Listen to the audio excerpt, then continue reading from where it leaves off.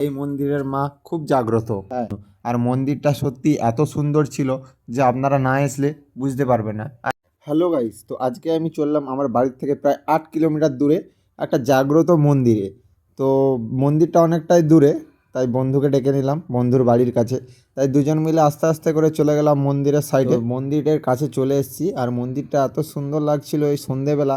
আর এখানে পা ধোয়া ও হাত ধোয়ারও ব্যবস্থা আছে।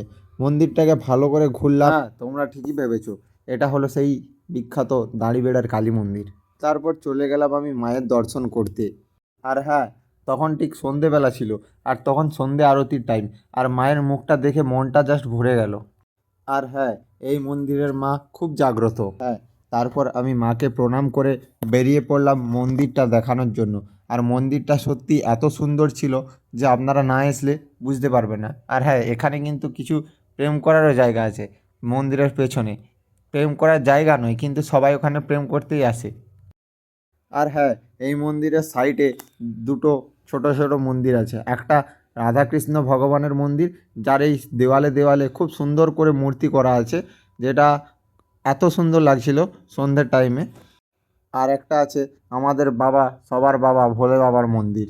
তারপর মন্দিরে একটু বসে দুজনে, তারপর মন্দির থেকে বাইরে বেরিয়ে গেলাম। তারপর মন্দিরের বাইরে একটা দোকানদার আমাদেরকে দেখে প্রসাদ দিল। প্রসাদ খেয়ে তাড়াতাড়ি করে বন্ধু আমাকে খাওয়ালো, এত দূরে এলাম তাই তাড়াতাড়ি করে ভেজ প্যাটিস খেয়ে চলে গেলাম বাড়ি।